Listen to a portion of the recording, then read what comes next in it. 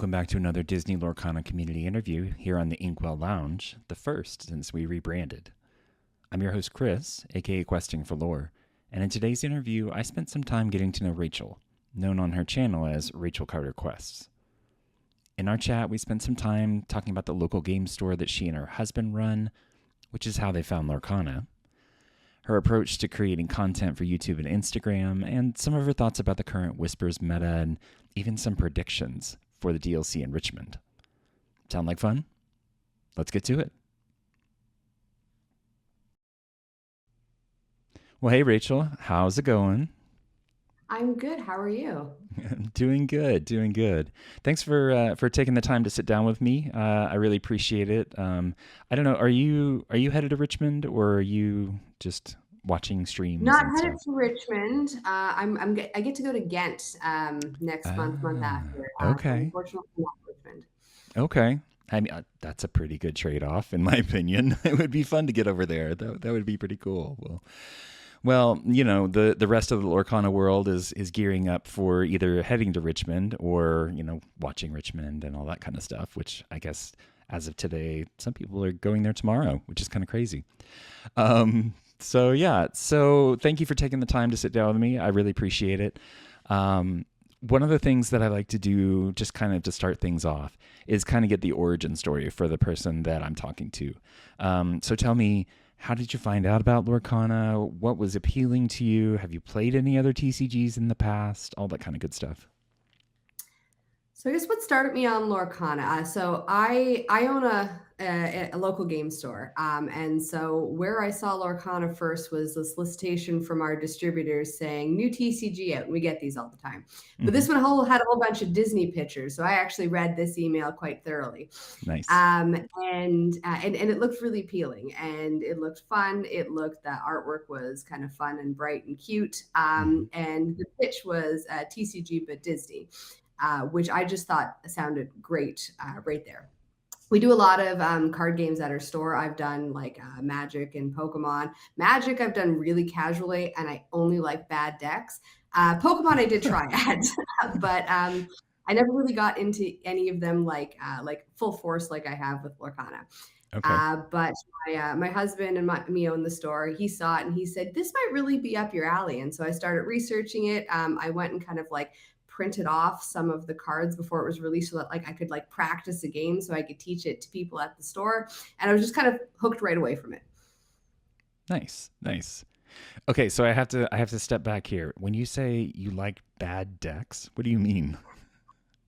I like decks. So most of the cards that I like, especially for like Magic, it's because the artwork's really pretty, or it's because it Okay. seems really gimmicky and like a corner case. And it never works out to be like a meta deck. It never works out to be a deck that anyone would play at a tournament. But like for me and my couple of friends sitting down and like playing Commander, I by far have the worst deck, but I have so much fun with it because everything is pretty that it comes out, or they're big dragons and I'm dead by the time I get to my big dragons. But they're all cards that I just get really excited about that very few people actually would willingly play in a big tournament. But they just seem fun and different, and that's what I like for Magic at least. It's kind Okay. of carried over to Lorcana a bit too. All right. So, what would you say is the worst deck that you've played or that you've come up with? The worst deck I've come up with for Lorcana has definitely been one of my 6 different iterations of a puppy themed deck for 99 puppies. Nice. They never work out. They're always an attempt at a combo in it. And the only time I've gotten them to really work well is in multiplayer because it gets me the extra time and the extra opponents to beat up on each other that I actually can potentially do what the deck is supposed to do. Yep. But they're fun, they're cute, they're gimmicky, they're different, and it's definitely the worst deck I've made that has been the most fun to try to make work. Hey, I Um, mean, honestly, excuse me. Honestly, sometimes those are the best ones, you know, just the ones where you're just yeah, there to have fun and just kind of goof around. And, you know, I mean, I know there's a lot of people that are like really more on the competitive side and they're like, if I'm not going to win, I don't want to play. And, you know, what's my best chance? And then you've got people that are like, you know, hey, I'm going to make a princess deck and it's going to be amazing. No slight to I've Kim. done that too. I mean, really, Yeah. seriously, Kim with that princess deck. Oh my gosh, you got to watch out for that. But you know what I'm saying. Yeah. Yes, yeah. Oh, I totally know what you're saying. Yeah, and I I like both sides of that spectrum. I guess I do really like to be able to get into a game and really like try hard and not feel guilty in the slightest for trying. Hmm. And I like looking. I love math and I love spreadsheets, and I like looking at decks and breaking them down and looking at like. Even like I have hypogeometric calculators for like probability odds. I really like math. Wow. None of Yeah. that all of that is in like the competitive scene. But what I really like as far as like if I were to sit down and I were to choose to play a game of Lorcana, it would be a very casual deck, and it would probably be multiplayer because I find that multiplayer is the most kind of fun social way to play. And so I like both sides of the spectrum. Okay. Nice. Yeah, honestly, I haven't played much multiplayer, but it is pretty fun whenever, especially like I've watched more of the we were talking earlier about Color's Law, the allies on the other side that she does with the multiplayer and brings in different players, competitive players and all that. And it's just fun, right? I mean, you get like that added aspect of being able to like go after one person because they're, abusing this other person, or, it's like this whole different dynamic, it seems like. It So yeah. it is. Multiplayer becomes we say it becomes a little bit more political because it's not just 1v1. You Yep. can kind of do threat assessment. You can attempt to make deals across the table and say, I won't strength rage and fire your guy if you don't kind of like blow up my items. And I mean, it's up to you if you keep the deals or not. I mean, it's going to go around the table again. So if you betray your allies, chances are they're not going to make the deal with you. Yep. But it's just a way to play. That is like a far more social way to play, I find. Yep. Yep. Definitely. Okay, so I'm curious on the LGS side. So kind of what prompted y'all to start the store? Was it just like, hey, we really enjoy games and want to make a store and sell them, or what kind of how did that get started? It was necessity. So we had just graduated from university. I have a Bachelor of Fine Arts, so not the most employable degree you could go get. And he has a Bachelor of Commerce. And so we were a year out of school. We were in a province in Canada that is constantly economically depressed and has a lot of. I don't think it's ever come out of the recession from like the 40s. It's an area without a huge amount of work. He had a 1-year contract for a business there that had like a government grant to hire him. And when the contract was up, I was working like minimum wage childcare. I worked for a potter making like plates and cups, and I had kind of a bunch of odd jobs like that. But he didn't have anything that was he didn't have anything that would keep us in the area where we had like an apartment and I had a job.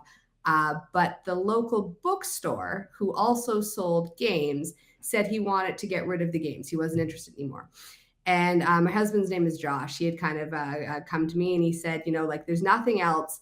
I could keep looking. We could look at moving back to Ontario, but I think I could make this work. I had this dream from when I was a kid to open a game store.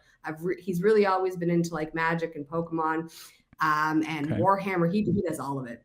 And he said, I think I can make this work. And I think right now there's no other options. So why not give it a shot for a year? And I was on board from the beginning. I said, yeah, no, that sounds great.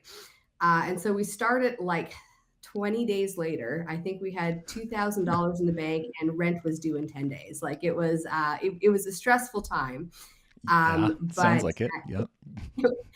and it was I think it was a stressful like 7 or 8 years getting us kind of like to the point where it felt normal.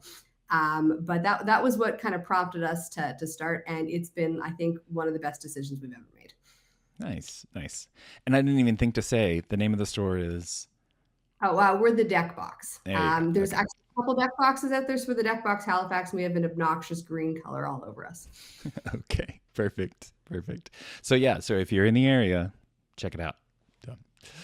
Well, cool. So other than just the usual businessy kind of stuff, what has been like the best experience you've had running the store?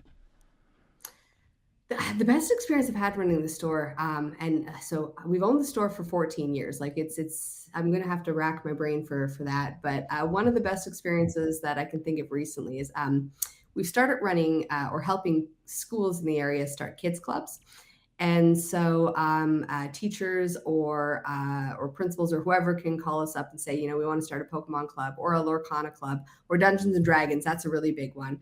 Hmm. And we'll go into the school. I bring a whole bunch of stuff just to donate to the schools, and then we teach the kids how to play, and they get to play with it afterwards.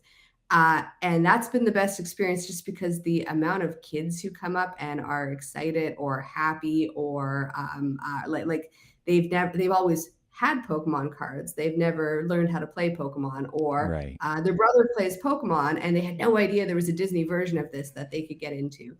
It's by far been one of the more rewarding experiences for owning a store. Nice, nice. That's really cool. I hear about places, and they're kind of scattered around that have tried to do that. I know there's one or two that do like an after school thing at a library, and they're always looking for donations and everything of like actual cards and stuff. But it's really cool for you to be able to have that kind of stock to be able to say, okay, we're going to now. Do you order a little bit more knowing that you're going to do that kind of stuff, or is it more of like whatever we kind of have on hand? Or We order more typically for it. It's almost more effort for me to put together starter product out of like extra commons and uncommons we have, as opposed to just ordering 15 more starter decks for the kids. And the amount of schools that have come to us and have said, like the kids that aren't into sports or drama or music, like this is giving them some type of outlet. Mhm. But yeah. So we just order extra stuff, and the schools can contact us. And if I run out, I just try to order more. Nice. Nice. Yeah, that's really cool. I love that you do that, and I think it would be good just in general for more groups to do that kind of thing. I know it's always hard. Pokemon and Magic and stuff. They're so big, right? Especially Pokemon with kids. Oh my You know. goodness. So I have you found Lorcana to be a harder sell, or has it been pretty popular too? So when we first started, I think my first three clubs were just Lorcana clubs, Oh, okay. and a lot of them came from. We have a lot of teachers or significant others of teachers who are like clients of ours, Hmm. and a lot of it came from they would come in and would say, "I want to start a club. Like, could you donate some stuff?" I said, "Yeah, sure. I'll come in for 3 weeks too to teach him," and that's kind of how all that started. And a lot of it was, kids already know about Pokemon. Magic's too tough for like middle school or Yeah. elementary school. So, give me this Lorcana one. I want to try to appeal to the kids who aren't enamored with Pokemon. And it was the biggest sell for, I think, the first 6 months. And I think we have one or two schools who are picking it up this year. I mean, the name brand is there for Pokemon, but Lorcana does seem to be getting out there. Nice. Nice. And have you seen any of the kids come into the store? And I assume, do y'all have like Lorcana events, or I don't know, some stores don't have like event space. So I think our store is 3,000 square feet, and most of it okay. is event space. Every Friday night, we have a 60 to 80 person Friday Night Magic like commander event. Hmm. So we have a lot of event space. And we do two Lorcana days or nights a week. We do like a competitive thing on Monday nights, and then we do a casual multiplayer on Sundays. And we do get a good amount of kids that either I've seen at the schools or who have specifically said, "Oh, you do schools? Can you come into my school?" Who have come out to like our casual events and our competitive events too. Nice. Nice. Yeah. Yeah, there's some of those kids you got to watch out for on the competitive side. I mean, we saw, Aiden at the DLC Milwaukee. I mean, they just kind of pop out of nowhere and they can beat the best of us. So, We had a preteen here who's probably a teenager by this point in time, and the way his brain works is so cool. Because he found like a couple of these Merlin cards that were like play with the top of your deck revealed.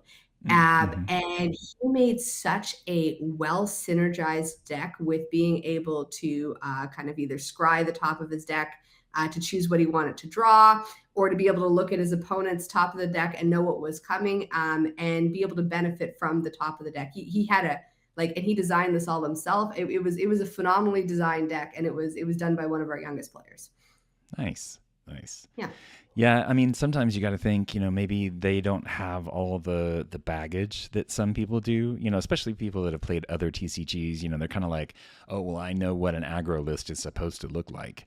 Yeah. Sometimes they're like, I'm just going to mess around with the cards and let's see what happens, which is cool.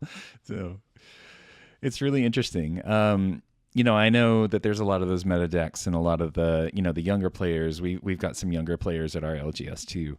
And they tend to kind of stick to the same things, but yeah, there's definitely those out there that are just like super creative, and super like in depth into the game, and have like this encyclopedic knowledge of the cards, which is Oh my crazy to goodness. me.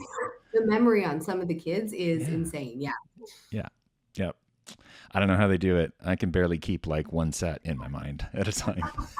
So I hear yeah, ya. yeah. Well, cool. Yeah, that's really interesting. I always like to get kind of the inside scoop on that stuff. I can't say I've ever thought about opening a store, but just knowing the people that run our store and hearing about, some of the stuff that y'all deal with, some of the stuff that y'all do, it's always good to have ideas to pass along to, to other stores. So, all right, well, cool. So okay, so I know, speaking of the store, you do have a blog on there where you have posted some like deck review stuff and everything. I don't know how often you keep that up, but you do create a lot of videos and some Instagram content and different things like that. So kind of tell me a little bit about that, a little bit about your channel and kind of the goals that you have with it. Thank you for bringing up the blog. Actually, that's my New Year's Yeah. resolution, and I had already forgotten. So Well, there you I'm go. See? supposed to do that weekly, and I guess it's Productive. the 7th, so I have today to update it. But so I mean, I mostly have 3 areas I put place things. I have a blog on our website where the original purpose of it was mostly to put results for tournaments that we held in store so that our local players could kind of see their list out there, or other people could see what other people were playing in the area. It was also to kind of showcase unique decks, especially if somebody did something either really different, or if somebody did a different take on something that already existed.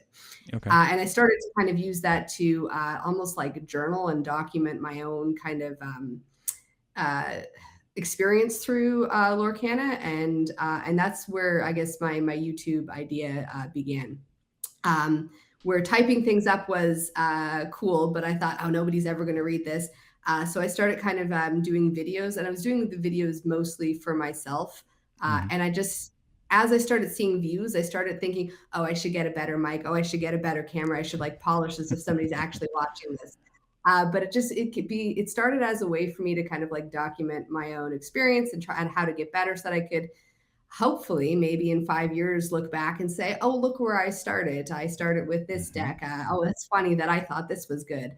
And just as I started seeing views, I started thinking, well, maybe other people will like this or like these decks, or like a different take or explanation on it. And so I started to try to, I guess, produce or polish a little bit more from that. I also have Nice. Instagram, but I constantly forget to post on Instagram. Yeah, it's keeping up with multiple platforms is not easy, especially if you're No, creating different kinds of content for each one. Yeah, no, I get you. yeah, the amount of Trust times me. I try to put a YouTube video on Instagram, I'm like, what do you mean it's too big? Yeah, So I know, right? I'm Well, and like, these I don't want videos, I to. mean, these are like an hour long, and so there's no way those are gonna fit. So I have to like, okay, well, I got to make some clips for it. So, Yeah, but yeah, I hear you. yep. So you've been doing that about a year-ish or so? About a yearish, yeah. Yeah. I think I started last September when I wanted to go off to Toronto. I think was kind of where I started, and then I did well in Toronto, and I thought I should have started earlier, and so I started actually doing more content after that. Okay. Okay. And had you done any content creation kind of stuff before this, or was this just kind of like, hey, I'm going to do this and I'm going to learn everything right now? this was kind of the I'm going to do this and learn everything right now. The most I had done was Josh and I go back and forth on who hates Instagram and Facebook more. And so we'll switch who does the posts for the stores. And so I've done kind of the posting for the stores for our store, but I mostly just find what I think are funny memes and post that. So this is the first time I've actually like putting a decent amount of effort into it, I guess. Nice, nice. So, what was the most challenging thing that you kind of had to face? Like one of the first things when you first got started? Coming up with ideas that felt different enough that it didn't feel like I was just posting the same thing day after day, Hmm. or this is still my struggle, holding back posts that I've made so that I have like a collection for when I don't make anything, as opposed to just saying, oh, I'm excited about this and pressing post right away and then realizing, oh, I'm sick with the flu and I got nothing to as a backlog of stuff. I'd say that is the that's currently what I'm struggling with. But to begin with, it was finding things that I thought were worth posting. Hmm. Um, and you know what, that still is part of the part of the struggle, I'd say. Oh yeah, definitely. I mean, it seems like there's always, there's always new decks to talk about. There's always new, perspectives and everything to have about the community, about the game itself, all that. But yeah, I totally hear you. I mean, I am fortunate enough to where, I do these interviews and it's kind of something that's it runs itself more or less, right? I just have to find people, it's not like I'm having to come up with content necessarily, but yeah, I have the utmost respect for folks that sit down and try to figure out, okay, I'm going to create this video about this deck, and then the production that's involved in it, the editing and everything. I'm sure like a lot of the other creators that I've talked to, I'm sure it's like an hour's worth of filming and like 3 hours worth of editing for your stuff. Is that fair? Yeah. Yeah. Yeah, no, yeah, I'd say that. Josh is really into processes. And so the amount of times he sat down with me and he said, you're spending too much time on this. I'm sure we can streamline this, but no matter what, it's like, yeah, 1 hour of filming for like maybe 20 minutes of video is going to be Mhm. 3 hours of it. Yep. Yep. And you do a lot of like deck reviews, and you've done some gameplay stuff lately. There's all sorts of different kinds of stuff. So kind of give me an idea of like if you had to describe your channel and the goals of it, I guess what would they be? Um, so my goals for this year, I guess, are to actually like try to come up with a schedule and maintain it till like May. So Mm-hmm. I'm not even going to say till December, but like I want to try to do 2 videos a week. I want to like Mondays, me and my husband go in and we have a streaming setup for our store, so we duplicate the so we just kind of duplicate the use of that and like go in and use our cameras there for play testing for us, and we film it. And originally we were filming it so that we could go back and watch it ourselves afterwards. We Mm-hmm. flash our hands to the cameras a lot so that we can go back and say, okay, why did you do this here? This was in your hand, and we could like go back and analyze things.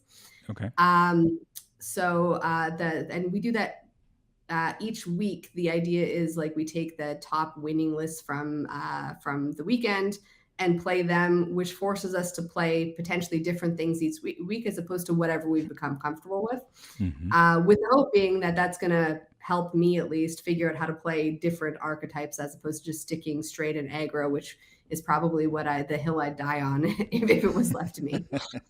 Nice. Um, I also, like I said, I want to take, I guess bad decks is the wrong word for it, but unique decks or Mm-hmm. cards that I get excited about, where I think there's a cool interaction here, or there's a cool ability, there's got to be something to do with it. And like I'll sit down and I'll try to design like a 60 card list, and then I'll do some testing, or I'll do some like theory crafting, and then I'll edit it so that it's in theory as good or as streamlined as I think I can get it on its own. And then me and him go and sit down and we play test the meta deck against whatever weird brew the two of us came up with. Okay. And we try to do that each week too, to see if we can get something that is like good enough that it can have like a 50-50 win rate against like the decks that are showing up to tournaments. Okay. Um, and the last thing I kind of want to do is like just a spotlight on those decks and say, here's the weird deck I came up with and the choices and why I'm doing it, so that if anybody else wants to try it, they have my logic and my rationale, or my my plan about here's what I want to do first turn, second turn, third turn, so that they can kind of pick it up and try it without having to like struggle through games trying to figure out exactly what the deck is trying to do. Yep. Yep.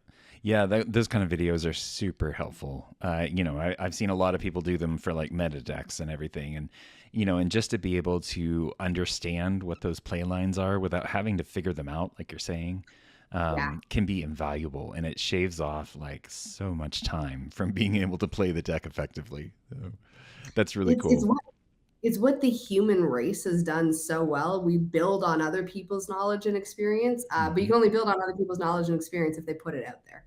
Yep. Yep. Definitely. So, what is one of the latest interesting decks that you've worked up?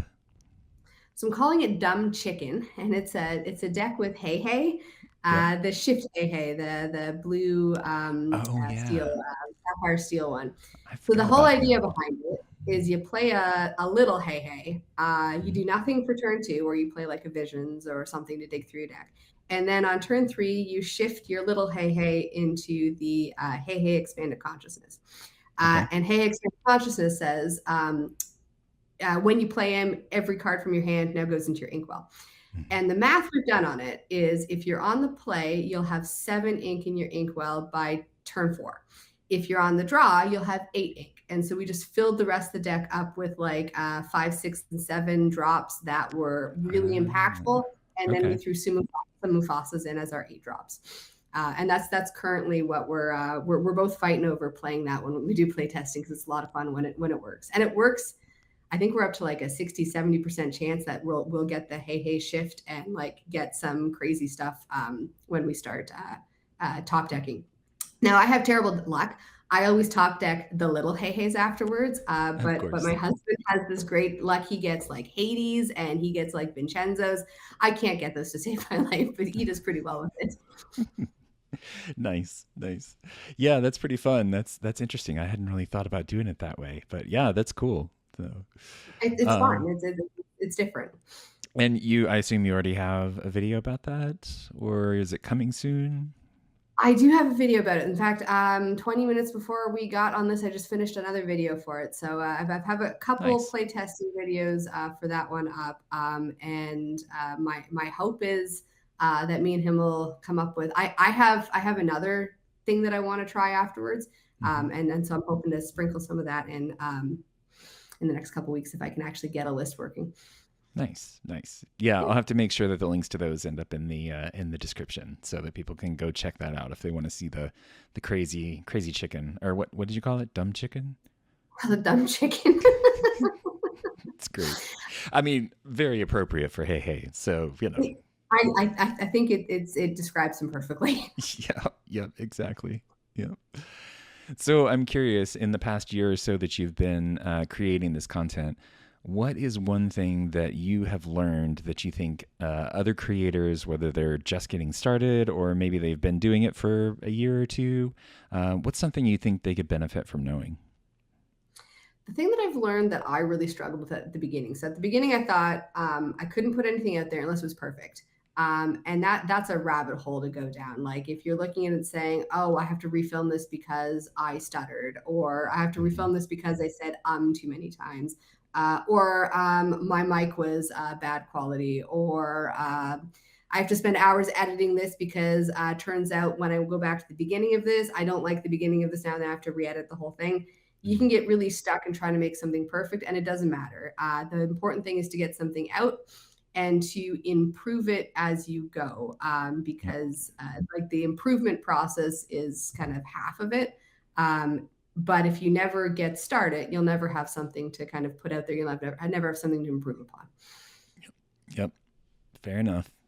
So, other than like actual equipment and everything, what would you say has been the biggest improvement that you've made? Um, I would say I would say my editing process I think has gotten a bit better, and at the very least, even if it doesn't look like it, it's gotten smoother from my end of things, Hmm. which has been which has been helpful. I've gone through a bunch of trying to experiment with like graphic design and stuff like that. And I'm sure I'm not really done with that part, but I think that the process has gotten easier for me. And I also think that I've gotten a lot better at kind of like forgiving myself for things not being perfect and saying, like it's 75% there, good enough. I'm uploading it, or I'm going to post it, and I'll try to remember my lessons for last time. And I think I'm getting better at that. Nice, nice. Yeah, I mean, it's just, the constant evolution of it. I talk to so many other folks that, that it's like, it's the same kind of thing, right? You first start out, you kind of just start, and you get out stuff, whatever you can, really. And then you get a year down the line and you look back at those old videos and you're like, should I still keep that up? Is it worth keeping up? But yeah, I mean, honestly, and we're our own worst critics, right? And Oh, yeah. so sometimes you look at this stuff and you're like, yeah, it's just really not great. But then you look and you see all these people that have left positive comments on it, or maybe somebody sends you an email and says, hey, I really appreciate this, the second episode ever that you did, because it taught me about this, whatever topic it happens to be. That kind of stuff is really, as a creator, is really fulfilling, to know that even though you thought it wasn't great, that somebody out there really enjoyed it and really learned from it, and maybe shared it with some other folks too. So who knows? Completely agree. Yeah.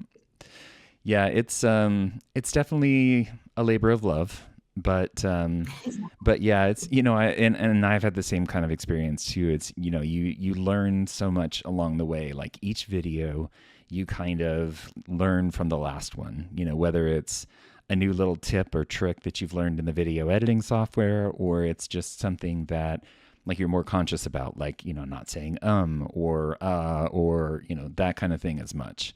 A lot of, as I say, I'm I just have going a to say bad problem with that. Yeah. I know a lot of people that will actually like practice. They'll like write their script, or they'll work on what they're going to say, and they'll say it a couple of times through, and they record themselves, and then they go back and they say, oh, okay, I said it here. And so they know the next time that particular sentence comes around, or whatever it happens to be, that they're consciously thinking, okay, I need to not do that, and try to get themselves out of the habit of it. And, just little things like that, you start to realize, like, you look at some of the larger creators that have been doing this for years, and you say, oh, okay, their stuff is amazing. It's so professional and everything. And then you're like, oh, okay, well, they're not doing this. They're not doing this. Let's see, Yeah. how, if I can incorporate that into my content, that kind of thing. There's just so many possibilities. And even, I know we've got a lot of different content creators with a lot of different kinds of content. But it seems like even if it's similar, like deck reviews or gameplay videos or anything, everybody kind of has that unique voice, and I appreciate, I think, one of the first things I said to you was that I appreciate like the positivity that you bring to your content. You can really tell that you enjoy making it and that you enjoy the game, and it really comes through in your Well, thank content. you. Yeah. Thank you very much. Yeah, absolutely. Um, when I first started this, it was like one of the things I wanted to do was be a positive voice. I wanted to, even if something went wrong or something was bad or a valid criticism, I wanted to at least approach it from a view, or at least a tone of voice that was as positive as possible. I like trying to be positive. Negativity can really kind of like suck you down and suck the energy out of a room. So I appreciate you noticing that. Yeah, yeah, of course. It's really interesting, and we kind of talked about it a little bit before we started recording. But you start watching somebody's content, and you kind of start to feel like you get to know them. Even though it's just like a video of them, it's like this little slice of of their day that they've kind of curated and put together. But you feel like you get to know them a little bit. Their mannerisms, how they phrase things, all that, and it's really cool that, some people enjoy it to the point where they're like, oh, there's a new video, I'm going to go watch it because I really enjoy them and their content and how they make their content. Because everybody's just a little bit different, which is nice. Yeah. So, Couldn't agree more. Yeah, and you do start to yeah, hear people or see them, and especially on things like YouTube or Instagram that always have that feeling of like they're real people. mhm. You start to feel like yeah, you get to know them, or if you were to see them on the street, this would be probably pretty close to how they would actually act. And yeah, would totally Yep. agree. Yep. And there's so many nice folks in the Lorcon community. I mean, it's just, you Oh my get goodness. that feeling from it. You've got some people that like, they make like goofy stuff, and it's just like little skits and all that. Not knocking them. I mean, that is something I could not Oh, lots do. of, yeah. I appreciate that because it's nice to have like, you kind of have to have that balance, right? Hmm. You have the in-depth kind of stuff, the deck reviews, the gameplay stuff, but then you have it balanced with people that, make funny reels on Instagram and, and goofy stuff that, it's Yeah. nice to have options, for the content that we consume. Oh, totally agree. I like that, especially like the more scripted kind of acted stuff, especially people who sing could never do that. That's just Yes. that's just not my wheelhouse. So much respect for people who can do that. Oh yeah, yeah. Well, and it's cool to see people apply other skills, right? Like you said, singing. There's a lot of people that do card alters, and they've brought that art talent to creating those cards and everything. And there is some Yeah. amazing stuff out there. I mean, it is it I is crazy. I so I always I used to do a lot of card alters Hmm. myself, and I think last year I like painted the borders or like changed the pictures of a couple of cards in like a Christmas theme deck I did for Lorcana. And like so like the We Can Fly one, which is like they're flying around like a tower. I changed the Hmm. tower to a Christmas tree, and I tried to make the Nice. deck look all Christmassy. I don't have a huge amount of time for that, but like there's a couple people that I like obsessively follow on both like Reddit and Instagram who do like amazing card alters or like their own proxies that are just so cute. Yeah. Yeah, I love all that. Yep. It's so cool. And just to have people like, especially for card reveals, to bring that kind of stuff, that creativity to their content.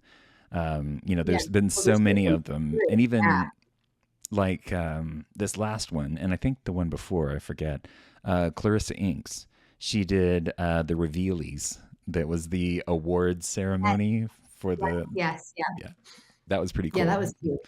Yeah, Yeah, because there are yeah. some There's that are like, I mean, they're whole big productions. You've got the additional ink guys that did like the whole detective series kind of feel, and yeah, it's yeah. crazy. The yeah. I see some of them, and I'll watch them and think, how did you come up with this? This is very, Yep. very creative. This is a cool idea, really out of the box, or especially when they're brought full circle and stuff. Oh, I see what you were doing at the beginning for the reveal. There's some very Hmm. creative people out there. Oh yeah. Yep. Yeah, definitely. It's definitely a good sign, I think, of the community overall, that it's not just the hardcore let's play, let's win kind of folks. That there's a lot Yeah, of people out there that are they're just there because they love the game and they want to bring as much as they can of their like authentic self to it, which is really cool. yeah, yeah. It is. So, I think I see it a lot more in Lorcana, definitely more than in Magic. But I think it's got one of and it might be the Disney part of it too. But like, it's got a yeah. very like a really wide number of ways, I guess, to like enjoy the game or the content. And the amount of people who take that and express it in like very different ways too. It's got a wide variety of stuff. Yep.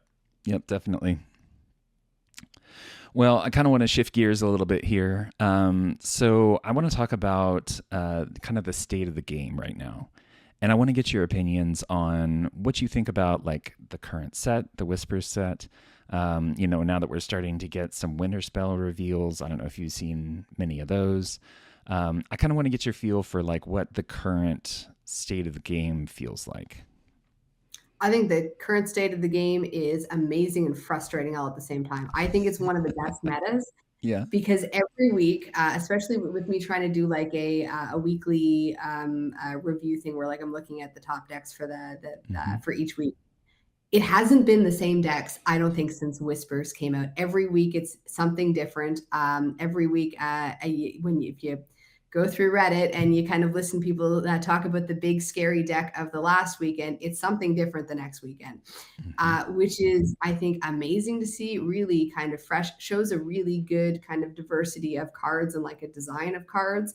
But also, I think it's showing a lot of people who are really getting into it, not just copy pasting whatever deck came in first, but really trying to come up with something that is different, unique, their own, or like is going to surprise people.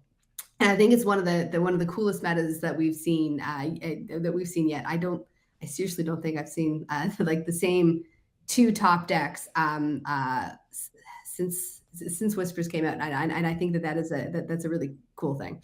I think a Nice. lot of the whispers in the well cards really affected that, and they really kind of made it so that each color feels like it's viable, especially if you have a deck designer who takes and make something different with it. And I think you're getting a lot of people who are getting really into like the deck design part of things. Mm-hmm. Yeah, definitely. Um, It's. Oh, go ahead. Sorry. I was gonna say, no, the frustrating part is trying to pick a deck. I know, right? I know when you have They so much all, variety. Yeah. yeah. Yeah, it's always interesting to see, because there are so many events that happen these days, especially now that we're getting, CCQs and some of the larger events. There is no shortage of new decks, and you have like, the random decks that come out of the blue, like the Monstro deck, the combo deck. It's like, So my where did husband that was come playing from? Monster Combo since August. So Okay. he'd been playing Monster Combo for a long time, and he kept saying, "This is a deck. This is a thing. I'm so excited about this." And it showed up as like the CCQ winner when we were in Bologna playing, and he was playing that a version of that list. But yeah, he was pretty excited, and then he's like, "Oh, now people are going to see it coming." And I think that disappointed him, that had being like he's not going to shock people in the room anymore. But Hmm. he'd been playing that one for a while. Nice, nice. Yeah. Yeah, I mean when you actually like look through, you walk through the combo, it's like, oh, okay, that makes complete sense. Now, being able to pull it off is a completely different story.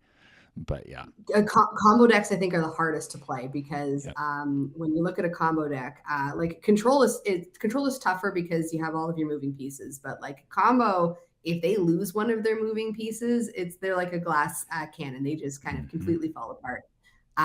But they're one of the more satisfying things to pull off because when you get, it's like one of those like Rube Goldberg machines. When you get it working, it's just an impressive kind of sight to behold. yep, yep, definitely. Yeah, it's always interesting to see those pop up at major competitions too, right? Yeah. You think, oh, well, that kind of stuff, is more like casual play, or something that might show up at a set champs. But yeah, to see it at like a major event and see it work really well, it's just kind of crazy. Yeah. So, Yeah, combo, you need a good design, you need a good pilot, and so like yes. that's got to be a really good combination there. And the pilot, like it can't just be a good player. It's got to be a player who knows the combo deck and is confident Hmm. enough to know when to push for the combo and when to kind of hold back and do something else. And that's why combo decks are so infrequent to see, I would think. Yep. Yep. Yeah, and you bring up a good point of, the importance of having a good person to pilot the deck and somebody who really understands, and not just combo decks, but any deck really, who really understands the strengths and the weaknesses of it and how to compensate for certain things. I know people make fun of aggro a little bit, but that it's like, okay, you just put the cards out and turn them. But there's still some of those aggro decks that still take a lot of skill. Like, I've heard a lot of people say that they have trouble playing, the dogs decks. So Yeah. I've got a very controversial thought here, Okay. and I've had this for a while. Hit me. Control are a lot easier to play than people would think. And aggro decks are a lot harder to play than people would think. It's just where they fall apart is at two separate areas. So aggro falls apart on the mulligan and it Mm. loses to itself. If it's not aggressive enough, if you don't keep an aggressive enough mulligan, or if you don't kind of hit your parts to be able to know when to like hold back and when to send, an aggro deck's done. Control, though a tough deck to play, it has so many answers and so much card draw that it's a little bit more forgiving than aggro. So that's my controversial thought, is that aggro is hard because it's not forgiving, and control is easier than people think it is, because it does have a lot more forgiving aspects in it. Now, I mean, both are tough to play, especially if you don't get the right cards in your hand. Yeah. But yeah, I think aggro is harder than its reputation gives it. Okay. All right, fair enough. Fair enough. Yep, I could see it. I mean, honestly, I've played a decent number of them at at set champs and stuff like that, and it definitely you're 100% right. If you don't hit it right off the start with that kind of deck, then yeah, you're not going to hit it. There's some that have like there are some decks that kind of have a dual identity and they kind of work okay. You can kind Yeah, of do a little aggro or you could do control or, but again, that's harder, right?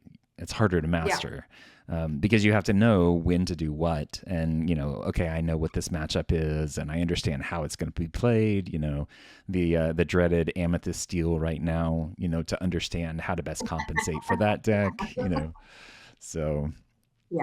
I got hit with And I that at think the set champs. There was somebody playing an Amethyst Steel deck, and I was playing like a homebrew kind of aggro, kind of control-ish kind of thing, and it didn't work very well at all. So, what colors were you playing? it was Amethyst Emerald. So Oh, okay. I just picked that up to play a version of that. I love it. I think it's yeah, amazing. Yeah, which I one? absolutely. It's an this is an aggro style one with like the Igmatic Inkcaster and like just a whole bunch of like Yeah. one drops. Yep. I love it. I think it's so much fun. I was gonna break up with aggro and I was not gonna go back to it. And then I picked this up and I was like, oh darn. Yeah. Yep. I I think might I've go seen back to that aggro. one. Yeah, I was toying with some of that, but the one that I did, I actually like substituted out some of the whispers and like put those in for some of the other cards to try to see if I could get the whole boosting thing to work and cooperate, Oh, that's and it cool. it worked all right. It worked pretty well. So got me fifth, so that's not terrible. So That's nothing to complain about. yeah, That's pretty good. yeah. Yeah. Yeah. So I'm curious, do you have any predictions for what might show up in Richmond as some of the top decks? I mean, other than Amethyst Steel, because we all know that's coming. So I think Amethyst anything. Amethyst is yeah. the obvious package that people are playing right now. I think Amber is a little bit more. I think it'll be the underdog that'll kind of take over a little bit more, especially like the Amethyst Amber. I don't necessarily think monster combo, but Hmm. I think what's really going to make the Amber part of that uh, really appealing is Mowgli, because I think that a turn two take a non-action out of an opponent's hand, especially with the amount of non-action heavy decks that are out there right now, it really cripples them. Like if you can take the ramp cards out of any Sapphire deck, I Yep. have found that they almost just fall apart right there. So my prediction is more Amber, probably Amethyst Amber. Okay. All right. We'll see. A couple of days away, so we'll see. We'll see how good you get it.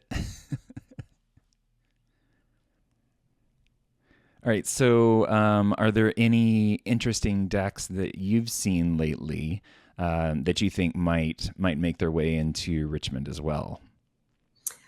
I like, as far as aggro decks go, I think dogs is really good, but I Hmm. think that people have seen enough of it that it'll kind of always be kept towards the bottom part because people know how to play against that. Yeah. I think the Amethyst Emerald version might be the aggro deck that kind of makes it a little bit further this time.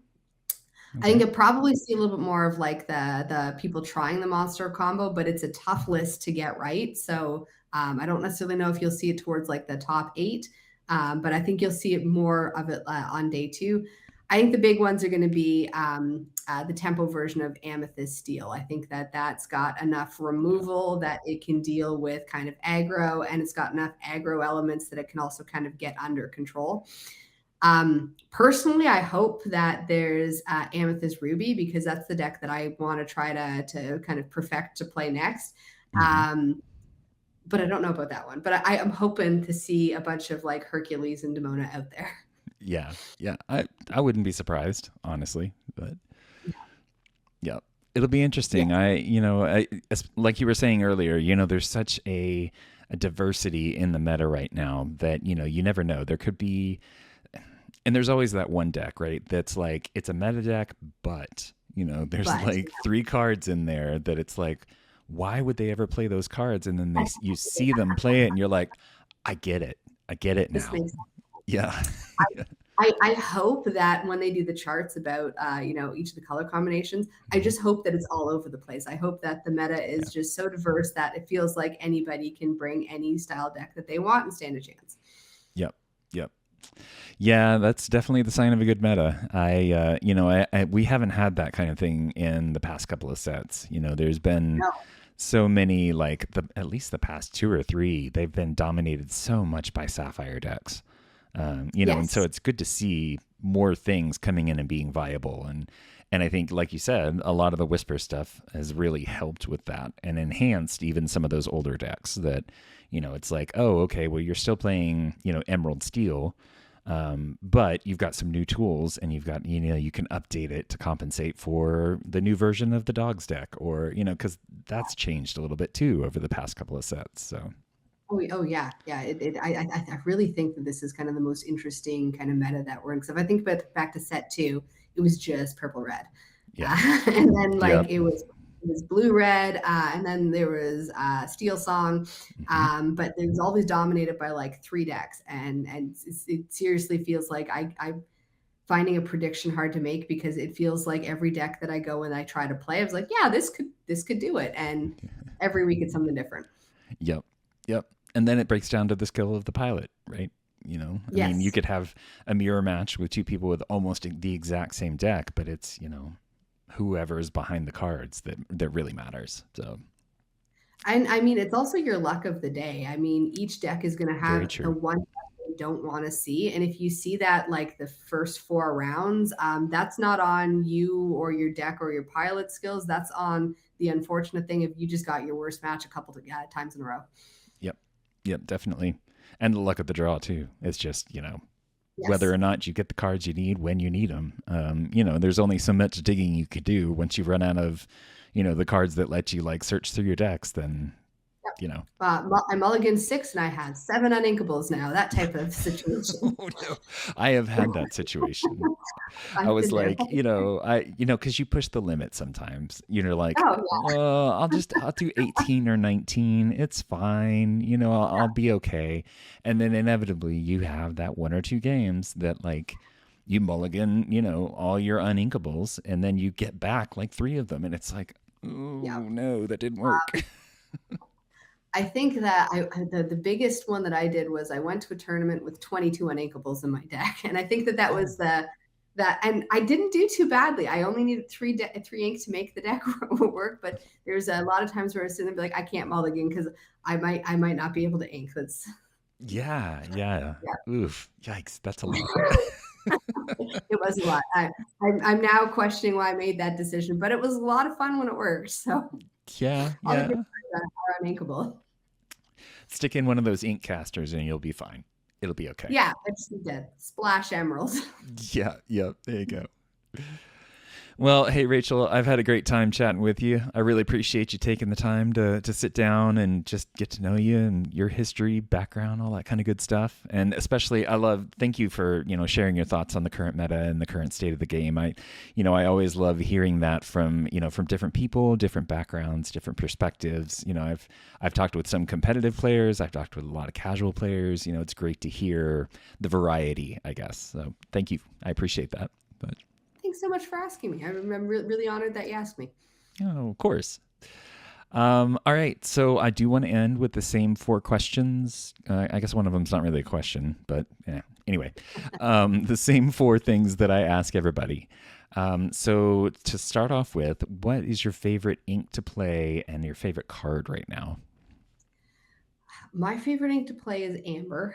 And no matter what, I always seem to put amber in index. Just love it so much. My favorite card to play right now is a tough one because my favorite card just ever printed is the Cinderella Stout Hearted, and I can just never get away from her. Yep. She's my favorite. I like being able to challenge Reddit characters. It is But nice. it is nice. My favorite one would probably be right now would probably be Hey Hey, just because I'm obsessed with the idea of being able to play 7 drops on turn 4. Nice. Nice. Yeah, that would definitely be pretty fun, I have to admit. It's, Especially, well, it's it would be fun to play the deck, not to be against the deck. Let's say that. Yes, yeah, that is. Josh and I roll off to see who gets to play Hey Hey, and he's been winning the dice rolls lately, and it's not fun to be on the other side of it, sitting there wishing I was actually playing the deck. Yep. Yep. Fair enough. Fair enough. Okay. Second question. Favorite Disney movie and why? I think my favorite Disney movie would have to be Beauty and the Beast. I have a lot of childhood memories of that one. I probably wore out the VHS. I watched it so much. But the memory that really stands out to me was when they did the live action one. And my husband took me to the movie theater, and me and the movie theater full of 30-something-year-old women just sat there and sang to the whole the whole movie. And when we walked out, I said, "So what did you think?" He goes, "I didn't watch the movie. I was just sitting there, like, really entertained that the movie theater full of women in their 30s just sang every song, but that one song that was in there." And that would be I guess one of my favorite movies. Nice. Nice. Yeah. So just overall, how do you think the remake was in general? I mean, it's hard to compare to the original, right? But It's hard to compare to the original. I think it's been the best remake so far. I think that the singing was good, the costumes were good, the CG felt like it actually like meshed with the movie, whereas a mhm, lot of times the CG doesn't necessarily. It might just be because I love the movie and the story so much, but I think that it's been one of the better remakes. nice. Nice. Okay. So, random question. What is your second favorite Disney movie? Hercules. Ah, okay. All just because of Hades. He's my favorite. He's my favorite character to watch in any movie. I love Hades. Oh, you can't see him. I changed my camera angle, but I Is have there a Hades back there? my little Oh, uh he's perfect. the Funko Pop Hades. He's got a little throne back here and everything. But He's perfect. Yeah, yeah. he's my favorite villain in any movie, and I'll watch that movie just to watch him. Oh yeah. Yeah. James Woods, I mean, it's just like synonymous with, with He's Hades, just that perfect voice voice, actor. you Oh could hear it and be like, ah, I know who that is. yeah, So yeah, no, I totally agree. That's one of my favorites too. he's I can't a good one. count the number of times that I've watched it. So probably too many. I think it's the only one I have downloaded on my iPad that I'll watch on planes, and yeah, Nice. Nice. yeah. Okay. Third thing. So besides your store, the deck box, do you play at any other LGSs that you want to give a shout out to?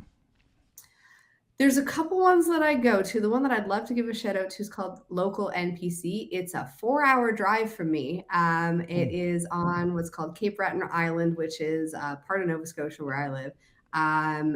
Owners, a great guy and a friend of ours. They have a fantastic community for set champs.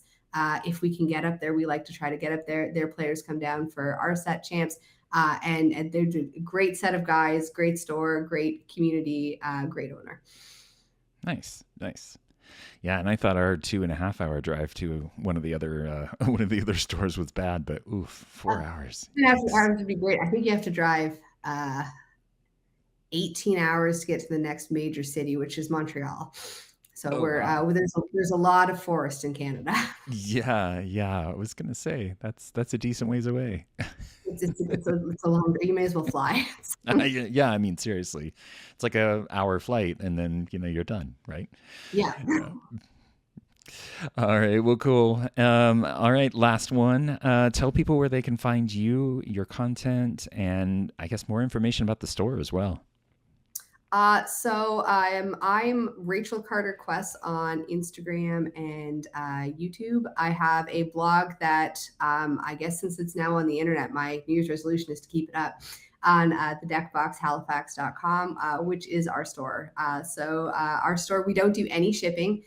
So if people want to check us out, unfortunately, you got to come all the way to Halifax for us. But if you are in Halifax, come on by and say hi. Awesome. Perfect. I can't say I will ever make it up that way, but if I ever do, I'll definitely stop by. It seems like a long way for you, so. It is a long way. Yes, it is. It is. All right. Well, cool. Well, thank you again so much. I really appreciate you taking the time, and we'll see you around the community. Sounds great. Thank you very much for asking me, and hopefully we'll see you at a DLC one day. Absolutely. That's great.